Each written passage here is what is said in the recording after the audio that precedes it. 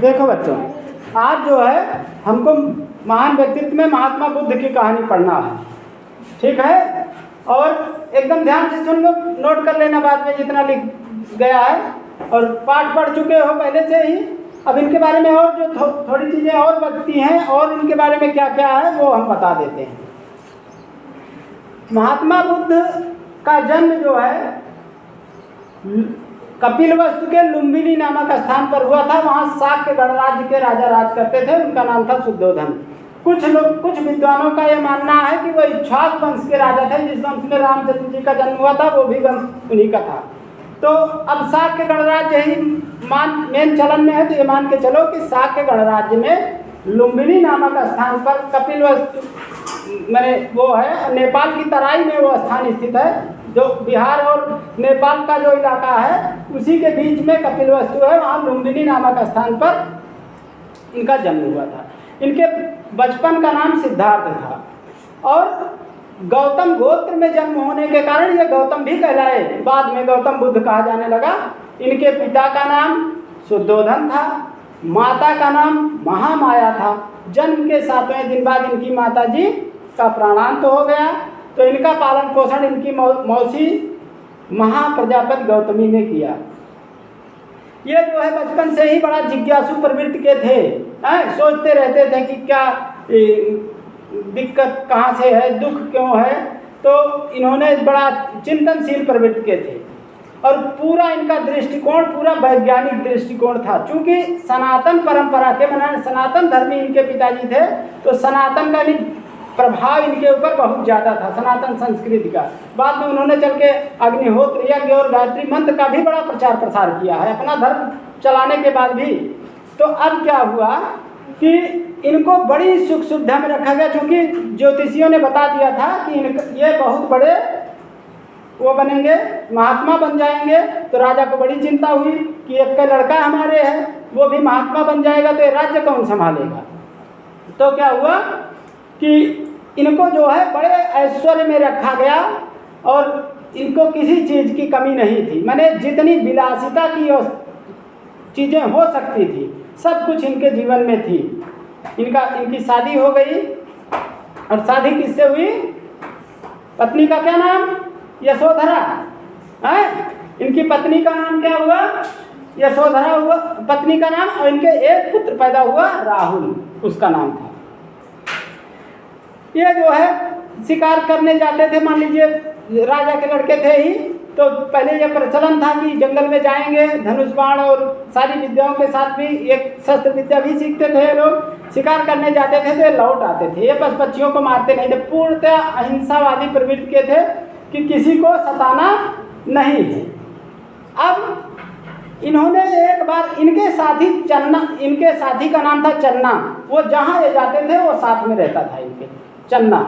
एक बार ये और चन्ना जा रहे थे, देखा एक लाठी लिए एक बूढ़ा व्यक्ति चला आ रहा। तो चूंकि व्यवस्था इतनी ज़्यादा विलासिता इनको दे दिया था राजा ने, इनको समाज की सामान्य जानकारी का ज्ञान नहीं था कि क्या है। इन्होंने अपने सारथी से पूछा कि ये क्या है।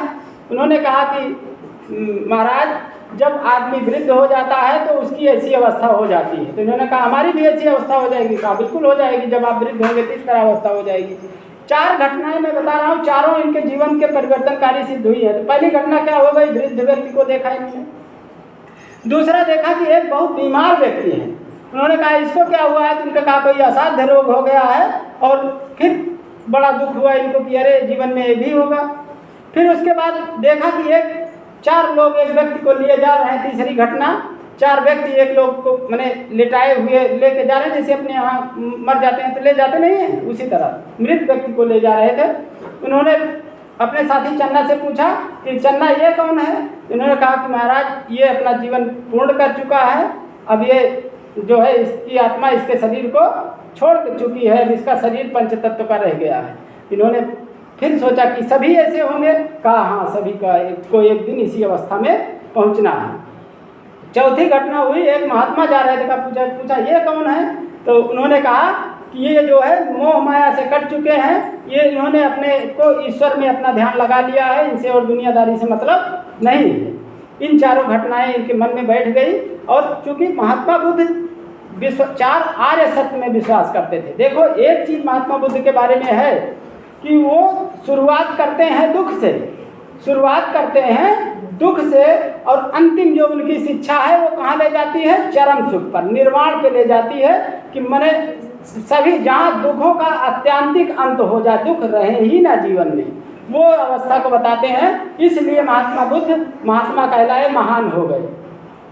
तो क्या है पहला कारण? पहला इन्होंने बताया सर्वम दुखम, यानी दुख है, सबके जीवन में दुख है। दूसरा कारण बताया कि दुख समुदय, माने दुख का कारण है कोई। तीसरा कारण इन्होंने बताया दुख निरोध, माने दुख को रोका जा सकता है। और चौथा कारण इन्होंने बताया दुख निरोध गामिनी प्रतिपदा, माने दुख को के रोकने का क्या कारण। तो इन्होंने, ये तो हो गए चार आर्य सत्य। इनको कहा गया कि ये चार सत्य हैं, माने सबके जीवन में होंगे। कौन कौन? दुख समुदय, दुख निरोध और दुख निरोध गामिनी प्रतिपदा, ये चार आर्य सत्य हो गए। फिर इन्होंने उसके उपाय क्या बताए? मध्यमा प्रतिपदा का इनका सिद्धांत है, वो आप लोगों की जरूरत नहीं है, वो खाली जो है आगे कभी पढ़ोगे, महात्मा बुद्ध को जब विशेष रूप से कहीं पढ़ोगे तो इनके सिद्धांतों के बारे में पढ़ोगे। हम ऐसे बता दे रहे हैं, नाम खाली ले दे रहे हैं जो अष्टांगिक मार्ग इनके हैं। माने दुख को कैसे दूर किया जाएगा, तो उसका मतलब है कि सम्यक दृष्टि, सम्यक माने बैलेंस करना है, सम्यक माने बैलेंस यानी सही। तो सम्यक दृष्टि है, माने आपकी दृष्टि माने सही हो। सम्यक संकल्प, आप जो संकल्प ले वो सही हो। सम्यक वाक माने बोले सम्यक, सम्यक कर्मांत यानी कर्म सम्यक करें, सम्यक आजीव, सम्यक व्यायाम, सम्यक स्मृति, सम्यक समाधि, ये अष्टांग मार्ग हो गए। 8 मार्ग इन्होंने बता दिए। 8 मार्गों पर जो व्यक्ति चलेगा वो दुख से शुरू करेगा और अत्यंतिक निर्वाण तक पहुंच जाएगा, दुखों की अत्यंतिक अंत हो जाएगा। अब देखो क्या हुआ फिर, ये तो हो गई इनकी शिक्षाएं। जब वो बीमार व्यक्ति साधु और वृद्ध व्यक्ति को देखे थे अपने घर में, बड़े चिंतित रहने लगे और लौट करके आए। एक दिन रात में जो है यशोधरा और इनका पुत्र राहुल लेटा हुआ था। चराग की रोशनी में उनका चेहरा देखा। 1 मिनट को इनको थोड़ा माया मोह थी भाई, उनके बच्चे थे, पत्नी थी, और क्या किया, छोड़ करके घर और अपने सारथी को लेकर के निकल गए और बीच में जा करके वो राजसी वस्त्र का त्याग कर दिया और अपना जो है घोड़ा लेकर के उसको लौटा दिए और अपने चले गए। अपने कहाँ गए? आकर के पहुँचे बिहार में आए, बोध गया एक स्थान है, ऋजुपालिका माने ऋजुपालिका नदी के तट पर, मैंने निरंजना नदी कह लीजिए, उसी के तट पर ये बैठ गए पीपल के वृक्ष के नीचे और वहाँ जो है तपस्या करने लगे। उसी समय इनके गुरु कुछ दिन के लिए आलार कालाम बने थे, मैंने सनातन की जो शिक्षा ले रहे थे। इन्होंने सोचा कि दुख क्यों है, उसका ये कारण स्वयं खोजेंगे, वैज्ञानिक तरीके से खोजेंगे। इनका दृष्टिकोण पूर्णतया वैज्ञानिक था, व्यवहारिक एकदम दृष्टिकोण था कि जन सामान्य को व्यवहारिक रूप से कैसे दुखों से मुक्ति मिलेगी। ये बैठ गए, कठोर तपस्या की इन्होंने। सुजाता नामक एक लड़की ने खीर खिला के इनका व्रत तोड़वाया। तो जब ये घर से निकले तो बौद्ध माने पाली भाषा उस समय चलती थी, इनका सारा ग्रंथ पाली भाषा में लिखा हुआ है।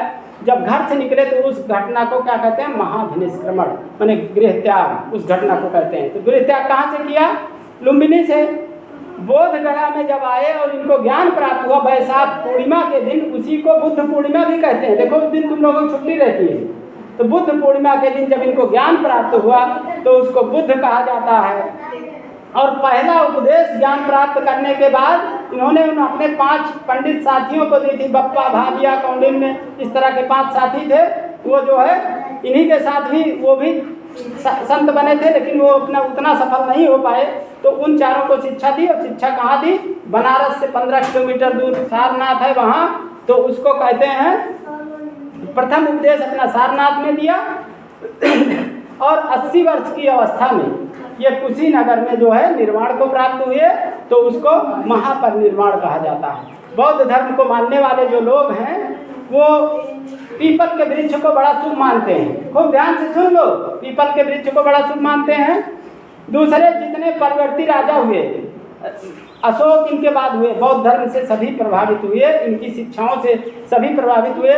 सनातन से निकला हुआ ये धर्म छोटा सा पंथ कह लीजिए, धर्म तो नहीं कह सकते, पंथ कह लीजिए, छोटा सा ये निकला हुआ पंथ।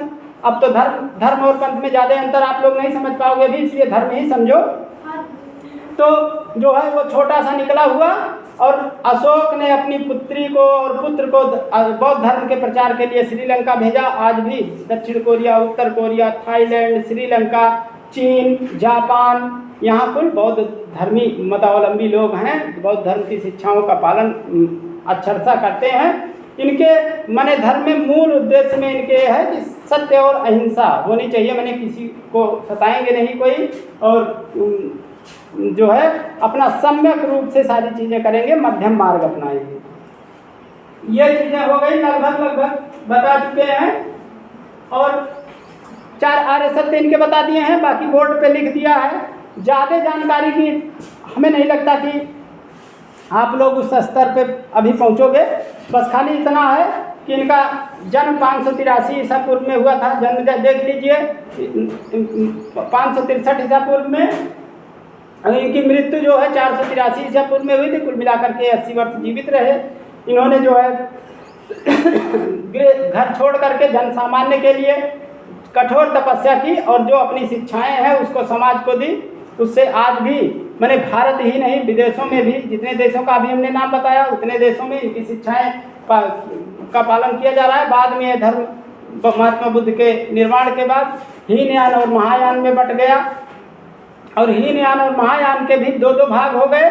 वो सब चीज़ें आपको नहीं देखना है, बस इतना सा जान लीजिए। इनके माता पिता का नाम, इनका जन्म और इनकी निर्माण तिथि, कहाँ पहला उपदेश दिया था, कहाँ अंतिम उपदेश मैंने कहाँ पर शरीर का त्याग किया, किस घटना से प्रभावित है, 4 आर्य सत्य कौन है, और अष्टांगिक मार्ग इनका क्या है। बस इतना चीज़ जानना है, ये नोट कर लीजिए। और आज तो गेम का पीरियड, मैंने लंच बाद आज गेम होगा, उसमें भी ना समझ में आएगा तो खेल के समय भी हम बैठे रहेंगे, वहीं आप आके पूछ सकते हैं। ठीक।